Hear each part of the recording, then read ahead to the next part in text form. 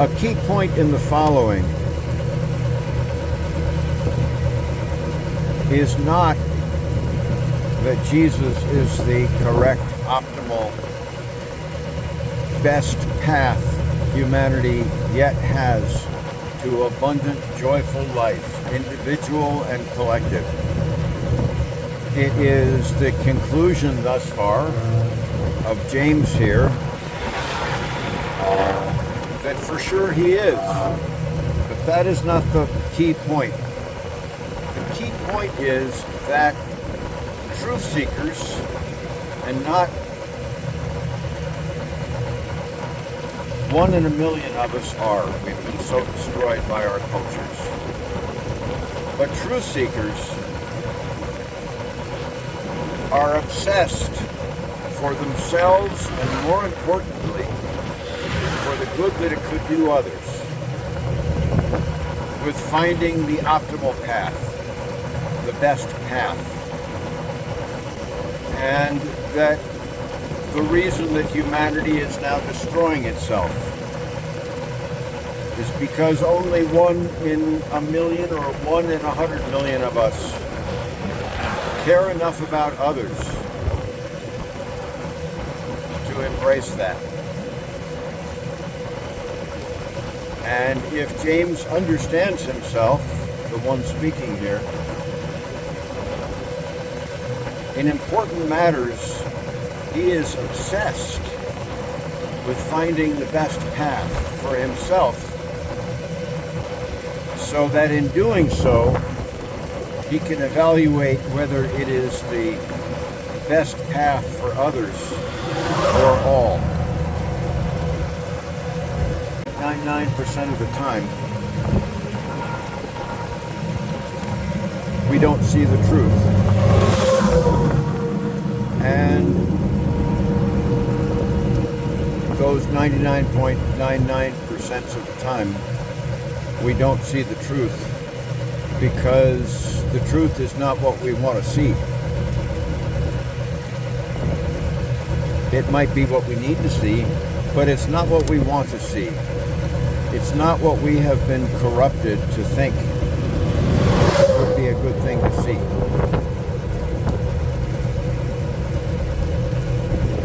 As I understand the story, and I don't think I'm far off, a fellow by the name of Lister, back in a time frame of about 1870, it's been a long time since I've researched this, discovered and said to the medical community and to the world, I know why our surgical patients are dying in such huge numbers, massive percentages. It's these microorganisms. And the medical community responded pretty much unanimously, you're crazy. Now, the evidence was there for people to see, for the more educated people to see. It's not the truth they wanted to see, so they didn't see it. And it wasn't until 20 or 30 years later that the Queen of England, as I recall, needed a serious surgical procedure and had gotten wind of Lister's findings, consulted those findings, maybe brought him in, I don't recall, and her operation was not terminal. And at that point, the medical community began to see a truth that they could no longer deny. So the point there is that there was a medical community, and in the face of one person that saw a central truth, the medical community said, well, he's no different than us. We know the truth too. Our truth is just as good as his truth. It is just as effective as his truth. It is just as useful as his truth. And who are you to say that your truth is better than ours? Who are you? The reaction to the presentation of theories by Einstein apparently was very similar. As a matter of fact, there was a letter or a book published. Effectively, the title was 100 Scientists That Say Einstein is Wrong. So these highly educated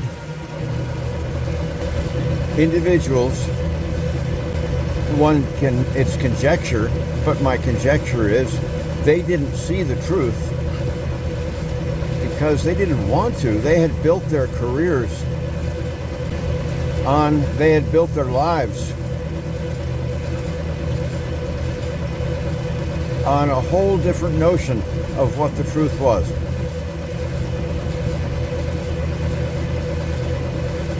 And this is not to say they thought, well, I see that he's right, but boy, I can't have that come out. There may have been several like that. But most of them, it's a automatic, almost involuntary reflex.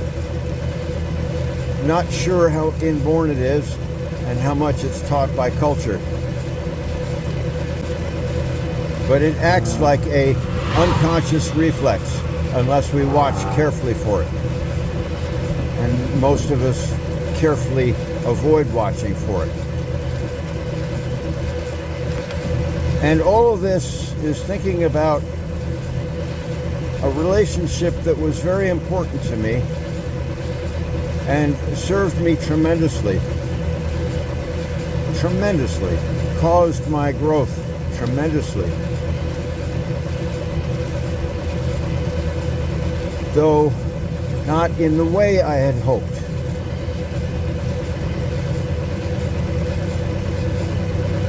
And all of this analysis may be wrong, but it's an honest analysis, and I suspect it's largely correct. The difficulty for me is not that the individual said that I was wrong, but never in a concrete, clear way that could help me see why the individual thought I was wrong. No, you're wrong. And it related to various religious leaders. And the individual's words were not, hey, Jesus is the same as everybody else. I mean, there were a whole group of them in the Middle East. Karen Armstrong I think her book was The Great Transformation, but in any case, her seminal work arrived at a similar conclusion.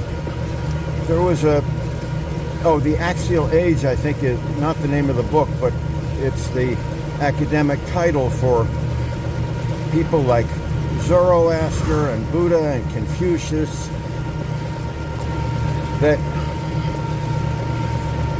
almost simultaneously in history, maybe over a period of several hundred years, arrived independently at a notion that doing good was a good thing, which is to conflate them all. They're all of equal value, just as those medical professionals did with James Lister. We're all the same. We all know the same stuff. We all have the same effect. We are all equally useful. We are all equally promising for humanity. Who are you to say differently? And as they did with Einstein when he initially published his theories.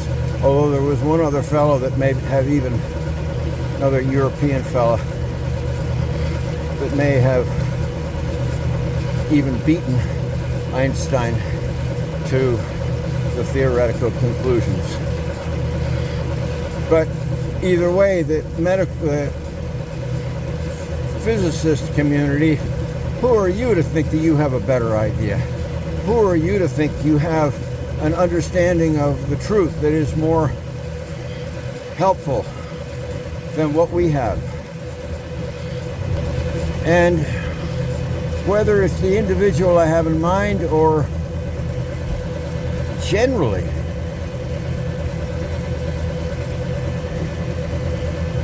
those that have an interest beyond dogma, and that's few, but in the community of people that have an interest beyond dogma, that is, that there's something that religion offers us in this life, pertinent to this life. Oh yeah, but Buddha is the same. My Indian teacher is an equally valid path to the truth. They're all equally, they're all equal paths depending upon where you are in things, really. So Lister's findings applied to some people that were going into surgery, but having dirty instruments, unclean instruments, unsterilized interest, was fine for others. That's not the way the truth works. That isn't to say there aren't some situations where multiple paths are equal. But more often than not, probably almost always, there's a superior path. There's a path that is more efficient, more effective than others. And not 1 in 100, not 1 in 1,000, not 1 in 100,000 of we adults believe in the truth enough to watch for that reflex in ourselves and to push it out of the way. We don't care enough about the truth. We don't care enough about others. If it satisfies our ego, our egotistical notion, then, and that's what this reflex looks for. No, that conflicting view doesn't look right. No, that view that conflicts with my preferred notion doesn't look right. No, that's probably wrong. No, let's find an argument against that. And of course, James so far has concluded by way of analogy that Jesus is the Einstein in this picture. Jesus is the Lister in this picture. There were a lot of physicists, but Einstein broke through.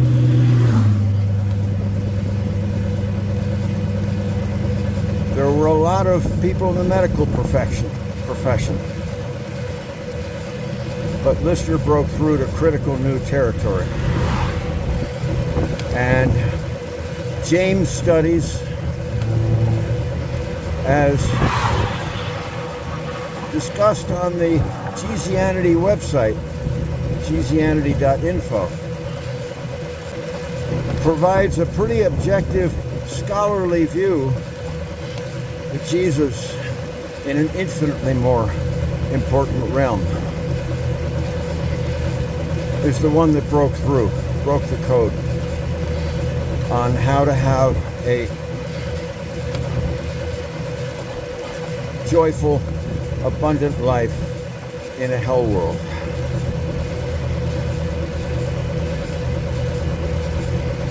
Boy, Joe, I study this stuff an awful lot. I think about this stuff. I think about Jesus thousands and thousands of hours now, probably, into pondering the 1,010 teachings of Jesus in the Gospel, the 80 moral passages in Matthew, Mark, and Luke. There are virtually none in John. John is all about convincing Jews that Jesus is the Messiah. No interest, maybe no knowledge of Jesus' moral teachings, how we should live in this world, how we could return to be the children that God designed us to be. And only yesterday, having the 80 passages read to me, did a phrase catch me that had never caught me. And at the moment, I can't think of a more important phrase or several sentences for this time. If they do not listen to Moses and the prophets, they will not be convinced. If they do not listen to Moses and the prophets, neither will they be convinced by one who raises from the dead.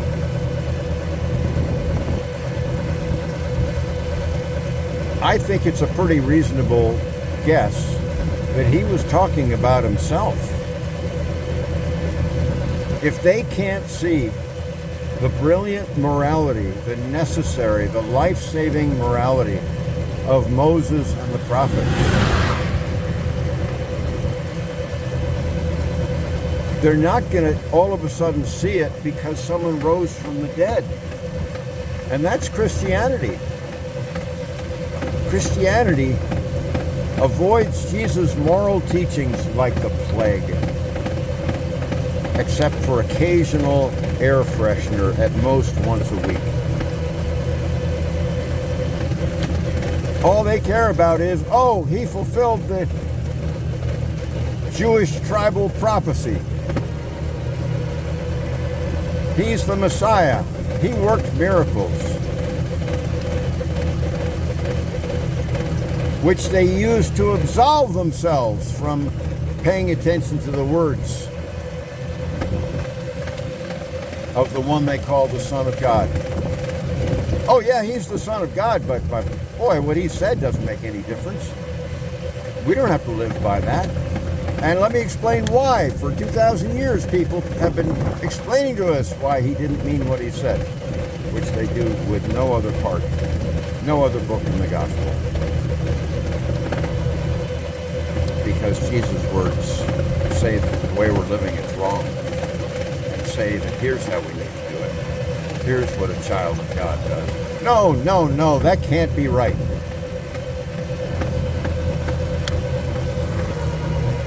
It leaves me aghast when a Christian stops and talks. My brothers and sisters all, and of course, they ask me what I'm doing, they ask me what I'm thinking, so the first 5 minutes are me answering that question. Jesus has saved my life. His words and example has saved me from my inhumanity, which is joyless and dead, is saving me. And then they seem to be hearing it. They seem to be listening. Often they seem to be pleased with what they're hearing. Yeah, but do you believe he's the Son of God? Do you believe he died for your sins? Do you believe he's the fulfillment of the Old Testament? You know, the Old Testament prophesied him. You believe that, right?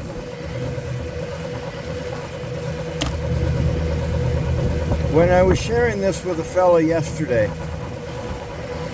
what turned out to be a microburst was almost upon us. And I didn't read the signs correctly, almost destroyed the trailer. But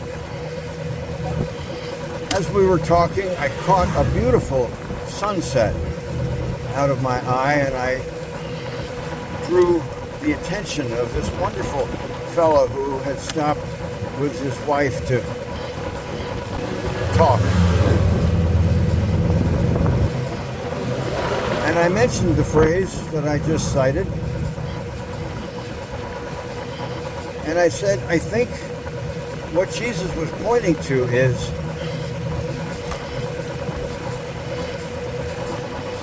the moral teachings of Moses and the prophets is like that sunset.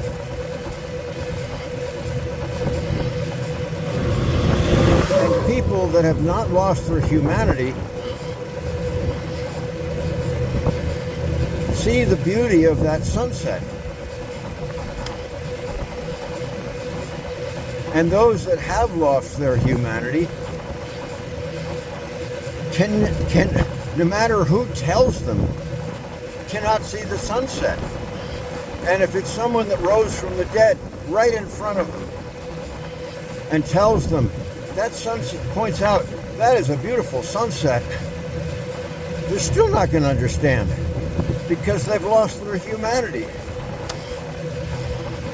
And that's Christianity. People that have lost their humanity but found a great toy, a great amusement. Oh, look, Jesus fulfills the old genocidal prophecies of the Old Testament that we so love, that are so useful to us in letting us be absolute murderers of those that are not in our tribe. Every excuse we want. Christians don't believe in Jesus' moral teachings. They believe in the immorality of the Old Testament. And by turning him into God, a fulfillment of that bestial Old Testament God, they solved two problems. They removed Jesus as a threat to that brutal tribal God. And they remove his moral teachings. They don't matter. Look at John. All I have to do is profess Jesus as my Lord and Savior, and I get the condo. Pay no attention to Matthew, Mark, and Luke.